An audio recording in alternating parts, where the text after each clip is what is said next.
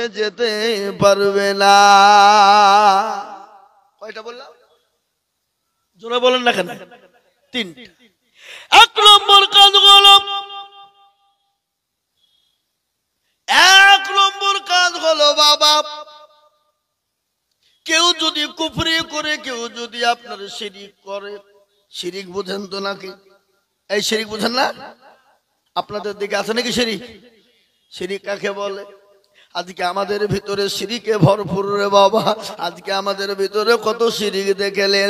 আল্লাহ কোরআনে পাকে বললেন, ইন্নাশ শিরকা লাযুলমুল আযীম, সব থেকে বড় গুনাহ হলো শিরিকের গুনাহ।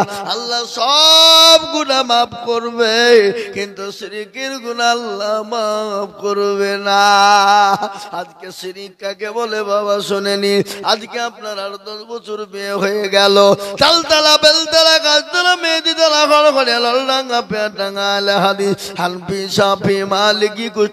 ছোট পীর বড় পীর হঠাৎ পীর বালিশ পীর ঢাল পীর কানা পীর দাজ্জাল পীর ন্যাংটা পীর খিচুড়ি পীর বাপের জামা গায়ে দিয়া পীরের দরবারে গিয়ে বলে, মেরে খাজা खुद में एक लड़का बना दो। আল্লাহ বলছে তো কেউ ফাটাবো, খাজা কেউ ফাটাবো। সন্তানটার মালিক কে? জোরে বলুন আল্লাহ। তাই বলে আমি পীরের দুর্নাম করছি না। আপনারা মনে মনে করছে হুজুর বাবা পীরের দুর্নাম করছে নাকি রে? এ বাবা আমি পীরের দুর্নাম করেছি? যাদের কথা না বললেই নয়। আজকে অনেক ভণ্ড আছে, নামাজ নাই, রোজা নাই, কুল নাই, কলমা নাই, কোরআন তেলাওয়াত নাই, আল্লাহ নাই, রাসূল নাই, নবী নাই, মাঝ ভান্ডারি বসে আছে। আর মুরিদরা গিয়ে তার পায়ে পা দিয়ে আপনার সেজদা করে। আমার মুর্শিদাবাদ জেলাতে আছে রে বাবা, বীরভূম জেলাতে আছে বাবা। একটা কথা আপনাদের কাজকে বলে দিবা, বাঁকুড়া জেলা বলে একটা জেলা আছে। আমি 3 দিন জালসায় ছিলাম। 3 দিন থাকার পরে ওই গ্রামে বাবা, ও মুসলমান দরুদি খান করে শুনেলেন, ওখানে এক সাধু বাবা বসে আছে। এক সাধু বাবা যার মাথায় চট, দাড়িতে জট, গায়ে ছালার চট পরে বসে আছে। দাড়ি আর মুখ এক জায়গায় হয়ে গেছে। ওখানে মুসলমানদের মেয়েরা নামাজ নাই, রোজা নাই, কুল নাই, কলমা নাই, উত্তর দক্ষিণ কিছু নাই। ওই জায়গায় মুসলমান মেয়েরা গিয়ে আপনার সেজদা করে। আর পাশেই ছিল পুকুর। পুকুর বুঝেন না আপনারা? এই পুকুর বুঝেন না? পুকুরে ডুব মারে। বলে কি গো এখানে ডুব মারে কেন? বলে হুজুর গো, যাদের বিয়ে হয়েছে, যারা বিয়ে করেছে, যাদের বাচ্চা হয় না, ওই পুকুরে ডুব মারলেই তাদের বাচ্চা হবে। নাউজুবিল্লাহ বলুন। আমি বলছি তাই নাকি? ওই পুকুরে যে ডুব মারবে তারই বাচ্চা হবে? তা আমি আবার মজা কি করে বলছি, এই বাঁকুড়া ছেলেরাই শোনো। বলে কি হলো? একটা কথা বলবো। বলে কি কথা? বলে তোমরা পুকুরটাকে বোঝাও। বলে কেন বোঝাবো? বলে যদি তোমরা না বোঝাও রে বাবু, যদি না বুঝিয়ে দাও, কোনো ভুল বশত যদি কোনো বেটা ছেলে ডুব মেরে দেয়, তারও তো বাচ্চা হবে নাকি? কথা কর না কেন? হ্যাঁ, যদি এই ডুব মারবে তারই ছেলে হবে, তাহলে বেটা ছেলে ডুব মারলে তো তারও ছেলে হবে নাকি? বুঝছেন আপনারা? ও মুসলমান, আজকে আমাদের ভিতরে কত ভণ্ডামি। নামাজ নাই, রোজা নাই, আল্লাহ দরবারে আমরা হাত তুলে দোয়া করছি, বলছি রব্বানা। আর আল্লাহ বলে আমি তোর চামড়াকে ধোবো না। আল্লাহ বলে বান্দা শিরকের গুনাহ থেকে তুমি বাঁচো। শিরক বড় মস্ত বড় গুনাহ। কোন মানুষ যদি শিরক করতে করতে মারা যায়, শিরক করতে করতে মারা যায়, তওবা না করে মারা যায়, আমার আল্লাহ ওই বান্দাকে জান্নাত কোনদিন দিবে না। শিরক না করে যদি কেউ মারা যায়, এ বাবা আমার আল্লাহ তাকে জান্নাত দেবে না। কিন্তু আল্লাহ তো তওবার দরজা খুলে দিয়েছে। ও বান্দা কোরআন শুনে নিন। আল্লাহ বললেন ইয়া আইয়ুহাল্লাযীনা আমানু তুবু ইলাল্লাহি তাওবাতান নাসুহা। আল্লাহ বলে বান্দা রে,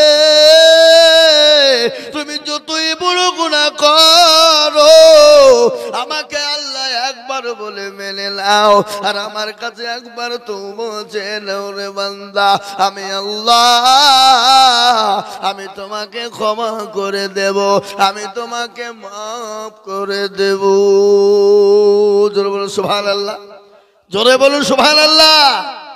এ বাবা, আল্লাহ কত বড় দয়ালু আর আমার রহিমিন।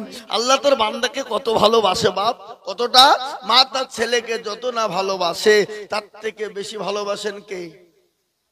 কথা কয় না আল্লাহ। ও মুসলমান দরদি, অথচ সে আল্লাহকে চিনি না, আমরা শিরকে ভরপুর বাবা। এক নম্বর হয়ে গেল। দুই নম্বর হলো শিরক। দুই নম্বর শুনেলেন ভালো করে, কোন মানুষ যদি কোনো আলেম ওলামাকে গাল দেয়, কোন আলেম ওলামার সঙ্গে খারাপ ব্যবহার করে, কোন আলেম ওলামার সঙ্গে নোংরা ব্যবহার করে, কোন আলেম ওলামার ব্যাপারে যদি বেডরুপর ছড়ায়, কোন আলেম ওলামার গায়ে যদি হাত দেয়, আল্লাহর নবী বললেন ওই ব্যক্তি জান্নাত পাবে না। কেন? তারা হলো আমার ওয়ারিস। খবরদার তাদেরকে গালি দিও না, তাদের সঙ্গে খারাপ ব্যবহার করো না। কেন? তারা হলো আমার ওয়ারিস। আর আমার ওয়ারিসের সঙ্গে যারা খারাপ ব্যবহার করবে, আমি আল্লাহ আমি নবী কিন্তু রাগান্বিত হয়ে যায়। এ বাবা, কোন আলেম ওলামা যদি একটু দোষ করে, চায়ের দোকানে, পানের দোকানে, বাড়িতে, ঘরে, পাড়াতে, দেশে, বাজারে, ইমামের যদি ভুল হয়, এ বাবা ভুল হয়তো হয় না, হয় না? জোরে বলুন। ভুল হওয়াটা স্বাভাবিক কিনা? আলেম ওলামার ভুল হতে পারে না, পারে না, ও তো মানুষ। কিন্তু আপনার 5 বেটা, কয় বেটা? একটা মদ কর, গাঁজা কর, চুল্লু কর, হেরোইন কর, সব কর। আপনি বলে তোমার সলমান কিছু থুবে না, বাড়ি থেকে বেরো। তোর আমার ছেলে, তোর ছেলে মতো দরকার হয় দিকে বাড়ি থেকে বের করে দিলেন। ইন্দ্রাডাঙ্গার মানুষ দেখছে গুধিয়ার বাজারে আপনার বেটাকে ধরে বেদম গুধিয়ার মানুষ পিটায়। আপনি বলুন তো কি করবেন? দাঁড়িয়ে দাঁড়িয়ে দেখবেন না বেটার হয়ে যাবেন? কোনটা? কেন কেন আপনি বাড়ি থেকে বের করে দিলেন তো? হ্যাঁ, মান সম্মান থাকবে না, তোর মতন ছেলের আমার দরকার না, তোকে পরিচয় দেবো না। কিন্তু রক্ত। আল্লাহর নবী বললেন কোন আলেম ওলামা অন্যায় করতে পারে, আলেম ওলামা খারাপ করতে পারে, তাই বলে আলেম ওলামাকে তুমি খারাপ মন্তব্য করবা, গালি দিবা, মারবা, আলেম ওলামার সঙ্গে খারাপ ব্যবহার করবা। আল্লাহর নবী বলছেন আমার তারা ওয়ারিস, আমি নবীকে তোমরা গালি দিলে, আর আমি নবীকে যদি তোমরা গালি দাও, আমার আল্লাহ নারাজ হয়ে যাবে। আল্লাহর কোরআন বলেছে কুল ইন কুনতুম তুহিব্বুনাল্লাহ ফাত্তাবিউনি ইউহিব্বুকুমুল্লাহ ওয়া আগফির লাকুম যুনুবাকুম আল্লাহু গফুরুর রহিম। আল্লাহ বলেন নবী গো, তাদেরকে বলে দিন তারা যেন আপনাকে অনুসরণ করে, তারা যেন আপনাকে মহব্বত করে ভালোবাসে। আপনাকে যদি তারা ভালোবাসতে পারে, আমি আল্লাহকে পেয়ে গেল। আর আমি আল্লাহকে যদি পেয়ে যাই, আমি আল্লাহ তাদের জাহান্নামকে হারাম করে দেব, আমি আল্লাহ তাদের জান্নাতকে ওয়াজিব করে দেব। সুবহানাল্লাহ বলুন। এই মুসলমান, 2 নম্বর হয়ে গেল। 3 নম্বর শুনে নিন। আল্লাহর নবী বললেন ওই ব্যক্তি জান্নাতে যাবে না যে তার মা বাপকে কষ্ট দেয়, মা বাপকে গালি দেয়, মা বাপকে বাড়ি থেকে বের করে দেয়, মা বাপকে খেতে দেয় না, মা বাপের ওপর অত্যাচার করে, জুলুম করে, মা বাপকে বাড়ি থেকে ঘর থেকে বের করে দেয়, মা বাপের ওপর অত্যাচার জুলুম করে, মা বাপকে কষ্ট দেয়। আমার মনে হয় ইন্দিরানগরে মা বাপকে কেউ কষ্ট দেয় না, নাকি? এখানে আছে? এ বাবা, আজকে মা কি জিনিস শুনেলেন? মা কত দরদের জিনিস। বিশ্ব নবীর দরবারে একজন সাহাবা বললেন নবী গো, আমি কার খিদমত করব গো নবী? আল্লাহ নবী বলে তুমি খিদমত করো তোমার মায়ের। বলে ইয়া রাসূলুল্লাহ, আমি কার খিদমত করব? বলে তুমি খিদমত করো তোমার মায়ের। আবার বললেন ইয়া রাসূলুল্লাহ, আমি কার খিদমত করব? বলে খিদমত করো তোমার মায়ের। বলে রাসূল গো, আমি কার খিদমত খিদমত করব বলে তুমি তোমার বাপের খিদমত করো মায়ের হলো 3 বার আর বাপের হলো 1 বার ও কেন মুসলমান জানেন মা এত দরদের জিনিস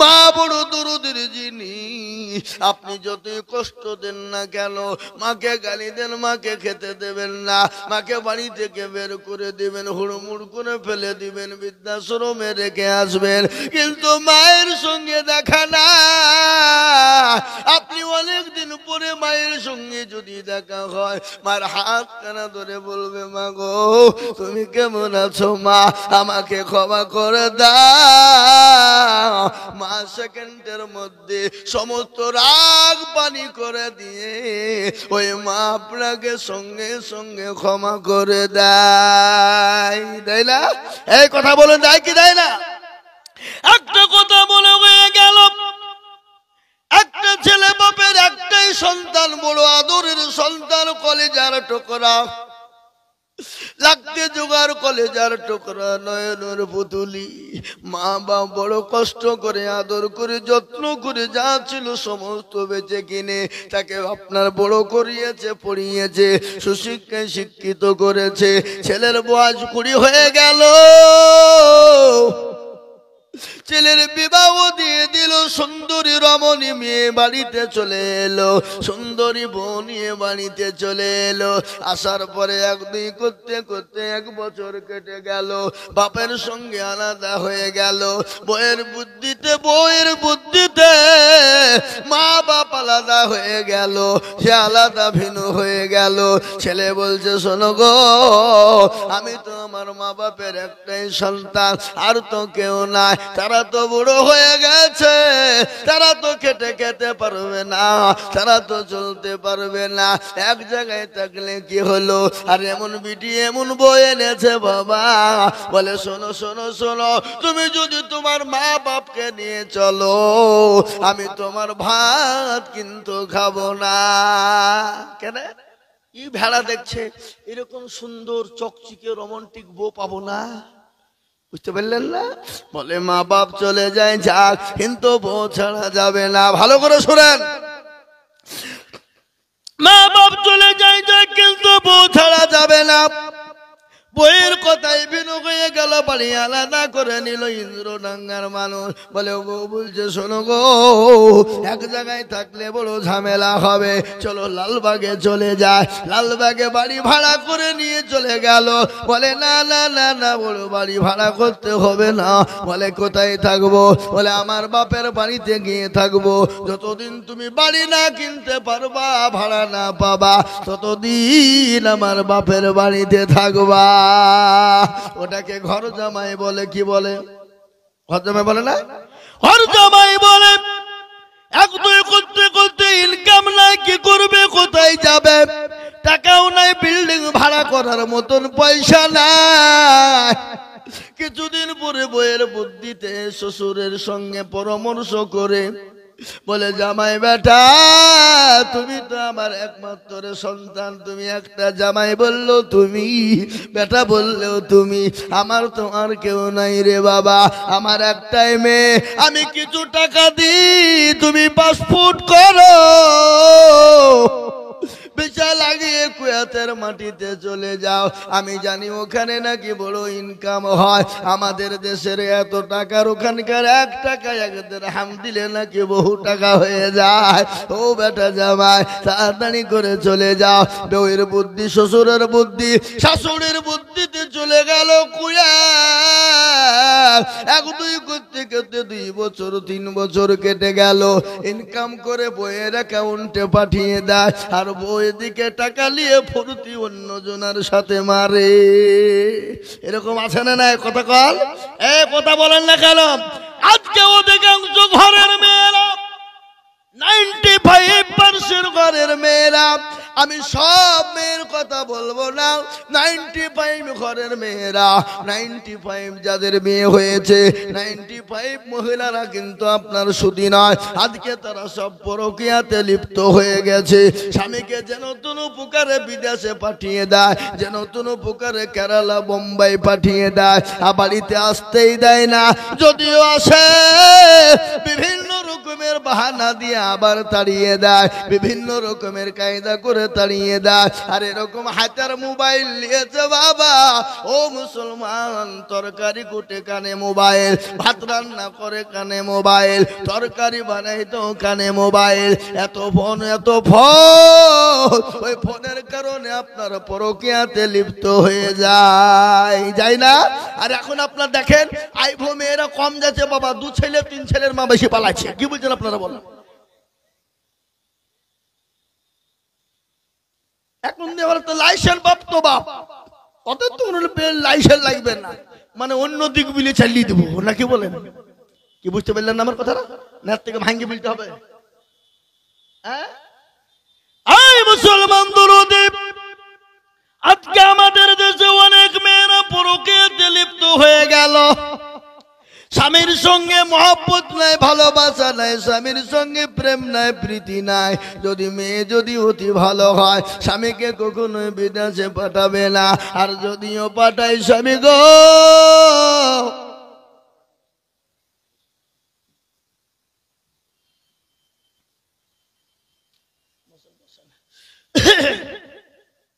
বুঝতে পেরেছেন নাকি? আল্লাহ, ও মুসলমান দরদি, আল্লাহওয়ালা, দিনওয়ালা, ইমানওয়ালা, ওদিকে বক্তব্য হবে না। আমি আপনাদেরকে 2 নম্বর শুনিয়ে দিয়েছিলাম। এই 2 নম্বরের আমি লাইন টানতে টানতে কয়েক ঘন্টা কাটিয়ে চলে যেত। এখনো তো কেবল শুরু বাবা, কিন্তু 2 নম্বর হয়ে গেল। 3 নম্বর হলো বাবা, ও মুসলমান, এটা হলো মা বাপ। 3 নম্বর মায়ের গল্পটা দিচ্ছিলাম। মা বড় মহাব্বতের জিনিস। আজকে আমি বলবো, খবরদার মাকে তাড়িয়ে দেবেন না, মাকে বাড়ি থেকে বের করে দেবেন না।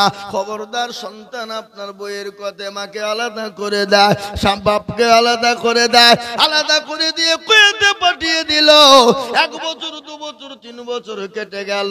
যত অ্যাকাউন্টে ইনকাম করে আর বইয়ের ইনকাম অ্যাকাউন্টে পাঠিয়ে দেয়। কিছুদিন পরে ডাক্তার বলে, ও ভাই, আপনি তো বড় অসুস্থ, আর বাঁচবেন কিনা জানা না। বলে, কেন গো? আমি কেন বাঁচবো না? বলে, আপনার তো ছোঁয়াচা রোগ হয়েছে, আর কয়াতের মাটিতে সে ডাক্তার নাই, আপনি আপনার দেশে ফিরে যান, আপনাকে থাকতে দেওয়া হবে না। ছেলের মনটা বড় খারাপ, অসুখ হয়ে গেল, কি করব? চিঠিখানা লিখলো আমার প্রিয়তমা বিবি, ও আমার শ্বশুর মশাই, আমার শাশুড়ি মা, আমি বড় অসুস্থ, ডাক্তার বলেছে ছোঁয়াচারও বাঁচবে না, আমি বড় অসুস্থ, বাঁচবে না। তো আমি বাড়ি চলে আসছি। চিঠিখানা শ্বশুর শাশুড়ির হাতে পড়ে গেল, বইয়ের হাতে পড়ে গেল। চিঠির উত্তর দিয়ে বলল, ও আমার জামাই, তুমি বাড়ি আসবে যেদিন, আমাদের জন্য এত এত জিনিস কিনে আনবা, এত এত জিনিস আনবা। জানি কুয়াতের মাটিতে সোনার দাম নাকি বড় অল্প। ও জামাই আনবা, ও আমার প্রাণের স্বামী আনবা। বলে চিঠিতে লিখে পাঠিয়ে দিল। কেমন আছো, কবে আছো, কখন আছো, কোনো খবর নাই। ও মুসলমান গো, চিঠিখানা পাঠিয়ে দিল, ওই ছেলের কাছে পড়ে গেল। চিঠিখানা পড়েছে, শ্বশুর জিনিস চাই, শাশুড়ি জিনিস চাই, বউ জিনিস চাই, বিবি জিনিস চাই রে বাবা। তিনি বললেন, আরে যাদের জন্য জীবনটা কুরবানি করে দিলাম, যাদের জন্য জীবনের সমস্ত ইনকাম, যাদের জন্য পাঠিয়ে দিলাম, পাঠিয়ে দেওয়ার পর আজকে আমার এত বড় অসুবিধার খবর চাই না, আমি কেমন আছি জানতে চাই না, তারা আমার কাছে জিনিস চায়।